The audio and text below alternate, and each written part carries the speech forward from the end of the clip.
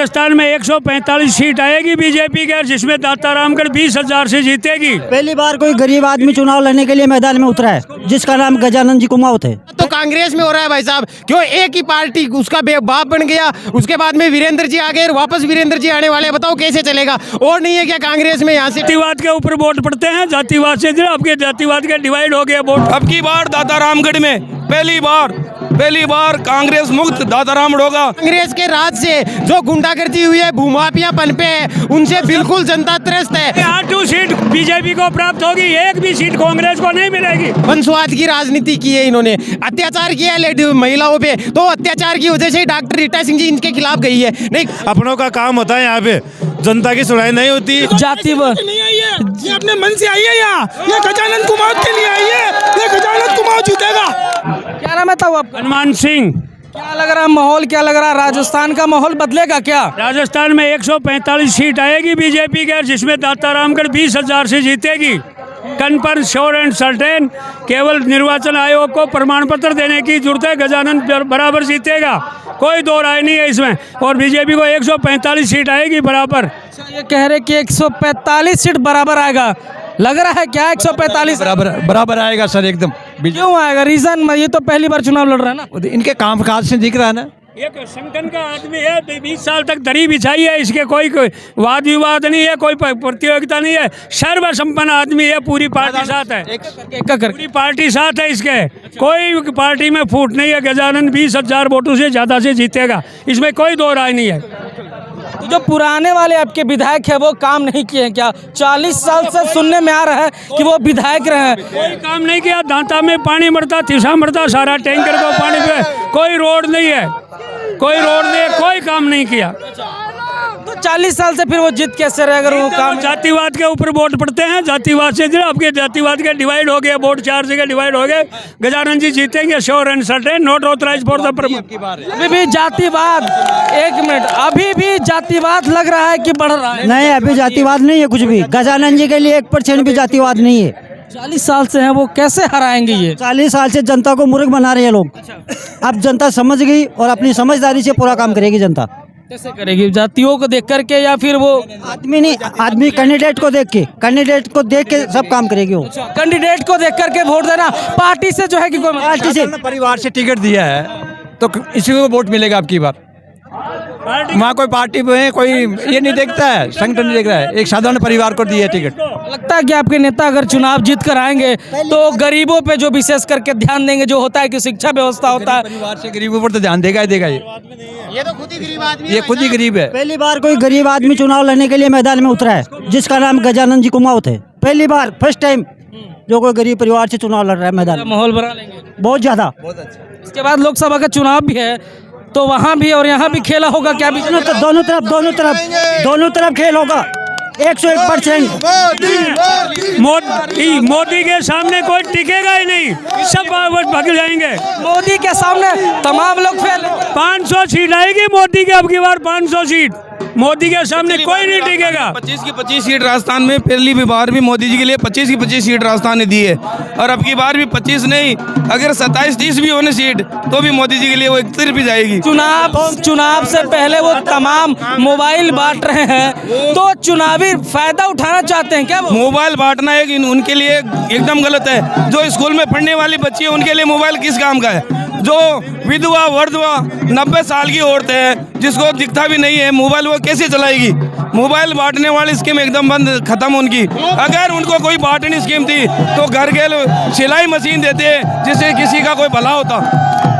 और अब की बार दातारामगढ़ में पहली बार कांग्रेस मुक्त दातारामगढ़ होगा और श्री गणेश गजानंद जी द्वारा मनाया जाएगा। हो गई है भाई साहब, हम तो जीत का आंकड़ा बढ़ा रहे हैं, जीत तो हमारी कन्फर्म है, हम तो जीत का आंकड़ा।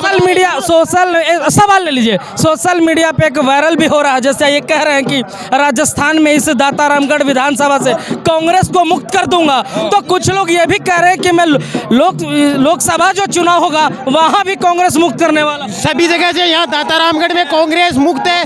5 साल इनके कांग्रेस के राज से जो गुंडागर्दी हुई है, भूमाफिया पनपे है, उनसे बिल्कुल जनता त्रस्त है, और यह बदलाव लाना चाह रही है जनता इस बार।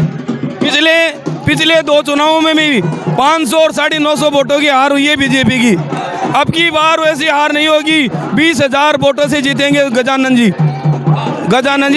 20-25 हज़ार वोटों से जीतेंगे। मैं 8 सीट बीजेपी को प्राप्त होगी, एक भी सीट कांग्रेस को नहीं मिलेगी। देखिए विधायक जी खुद भी शिक्षा के मामले में डल है और यहाँ की जनता को सब पता है। ये गवर्नमेंट कॉलेज नहीं करवा पाए, शिक्षा के मामले में बहुत पिछड़ी है। सीकर जिले में सबसे ज्यादा पिछड़ी है दाता रामगढ़ तहसील है। कहते हैं कि युवा देश का भविष्य होता है, लेकिन 40 साल से ही लगातार वो क्यों जीत रहे हैं? क्या वो पैसों का गेम तो नहीं हो रहा है ना? हाँ देखिए यहाँ पे वंशवाद, पैसों का गेम और कुछ जातिवाद का ऐसा जहर खेल रहे हैं। इस वजह से इनको बोलने अभी आपने एक सवाल किया था कि ये जाति एक बार इनको बोलने दीजिए। मैं तो कांग्रेस में हो रहा है भाई साहब, क्यों एक ही पार्टी उसका बाप बन गया, उसके बाद में वीरेंद्र जी आ गए, वापस वीरेंद्र जी आने वाले, बताओ कैसे चलेगा? और नहीं है क्या कांग्रेस में? यहाँ से अच्छा सुनने में आ रहा है कि जो मौजूदा विधायक हैं उनकी पत्नी भी दूसरी पार्टी से वहीं खड़ी हो रही हैं। अब भाई साहब इन्होंने तो वो अभी मैंने क्या बोला, यहाँ वंशवाद की राजनीति की है, इन्होंने अत्याचार किया है महिलाओं पे, तो अत्याचार की वजह से ही डॉक्टर रीटा सिंह जी इनके खिलाफ गई है। नहीं अब अभी बताओ, कोई चला जाता है कि अपने परिवार को छोड़ के, अपने हस्बैंड को छोड़ के कोई चला जाता है दूर? सवाल खड़ा होता है यहाँ पे, एक मिनट सुन लीजिए, सवाल खड़ा होता है यहाँ पे कि जो अपने परिवार को ही नहीं संभाल पाए वो अपनी विधानसभा को कैसे संभालेंगे? तमाम जनता में आक्रोश है, ना यहाँ शिक्षा पे व्यवस्था हुआ है, ना ये सड़कें, तमाम ये जो आरोप लगा रहे हैं कि ना सड़क बनी है, ना शिक्षा व्यवस्था सुधरा, तो आखिर उनको वोट कैसे मिल रहा है? या जातिवाद को ही बढ़ावा मिल रहा है क्या? दाता रामगढ़ में 40-45 साल से इनका राज है और न तो कोई सरकारी कॉलेज है, न यहाँ पे कोई हॉस्पिटल की व्यवस्था है, न कोई डॉक्टर है यहाँ पे। दाता रामगढ़ के अंदर हमारे यहाँ जो भी पेशेंट दिखाने के लिए जाता है तो उनको डायरेक्ट या तो सीकर जाना पड़ता है या जयपुर या चौमू जाना पड़ता है। दाता रामगढ़ एक ऐसी तहसील है जो 40-45 साल से, और तहसील लक्ष्मणगढ़ लो, नीमका थाना लो, सीकर लो, दौद लो, सबसे पिछड़ी तहसील है। यहाँ पे कोई सुविधा नहीं है। यहाँ पे आप देखोगे तो दाता रामगढ़ में एक हॉस्पिटल है जो एक पंचायत हेडक्वार्टर पे हॉस्पिटल होता है, वो हॉस्पिटल है। यहाँ पे डॉक्टर नहीं मिलेगा आपको कोई, न कोई यहाँ पे सरकारी कॉलेज है अभी तक। ये एक ऐसी तहसील, आप अगर सर्वे करोगे तो सबसे पिछड़ी तहसील मिलेगी, और अभी तक पानी की व्यवस्था नहीं है इस दाता रामगढ़ में।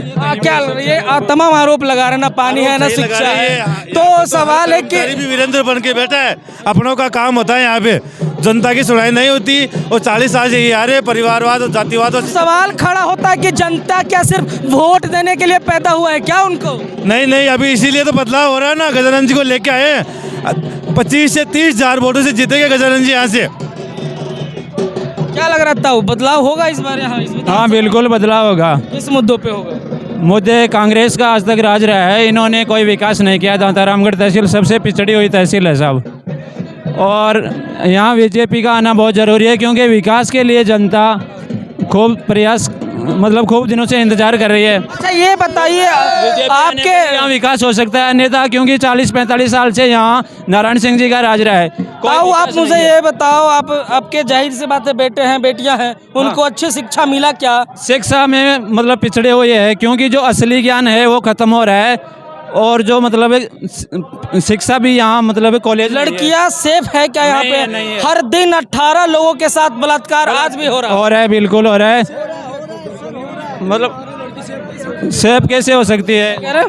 उनकी खुद की पत्नी उनके साथ नहीं है, उनके सामने चुनाव लड़ रही है, तो महिलाओं वाला तो सवाल ही खत्म हो जाता है ना। यहाँ पे महिलाओं की सिक्योरिटी वाला तो सवाल ही खत्म हो जाता है। दाता राम में भूमाफियाओं से मिलकर कितनी अवैध जमीनों पे क्या क्या अवैध कब्जे किए हैं किसने?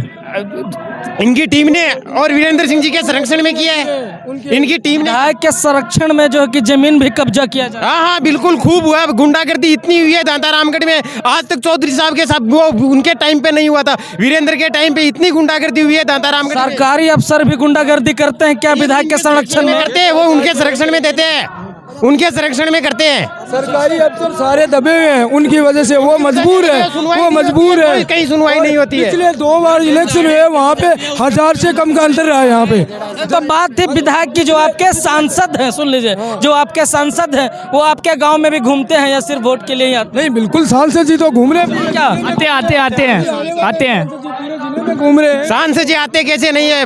जो प्रधानमंत्री जी की जल जीवन मिशन योजना के तहत जो काम है अभी तक दाता रामगढ़ में पूरा काम नहीं हुआ है। इस बार है ना, नहीं एक सेकंड, हाँ जी जी आराम से बताइए क्या है? एक बढ़िया अच्छी कॉलेज को नहीं माई वहाँ का खातिर दाता रामगढ़ में मेरा साथ का भाई को हाथ भाई टूट को भी नहीं सीकर जाना पड़े, दिखा पाता नहीं बिकल कोई इलाज को नहीं। क्यों कोई दाता रामगढ़ का मान विधायक को नहीं के 40 नहीं है 50 साल से खागा दाता रामगढ़ में जीत सिर्फ एक करके रुक जाइए, एक करके बोलिएगा, आवाज आएगा वरना कोई फायदा नहीं होगा।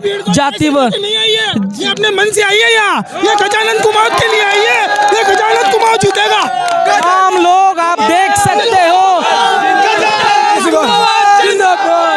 गजानंद कुमार, गजानंद मारो बाइलो, गजानंद मारो बाइलो, विधानसभा में जाए लो, गजानंद मारो बाइलो, विधानसभा में जाए लो। अरे जीतेगा क्या, जीत गया। तो ये लोग थे राजस्थान के दाता रामगढ़ विधानसभा के लोग हैं जो लगातार आवाज़ उठा रहे अपने विधायक के लिए। हमारे साथ बने रहे, हम कुछ महिलाओं से भी बात करके आपको बताएंगे कि इस बार महिलाएं क्या चाहती हैं, वो इस विधानसभा में अपने आप को रात को 9 बजे बाहर निकलना सुरक्षित महसूस करती हैं या नहीं। हमारे साथ बने रहे, हम आपको दिखाएंगे।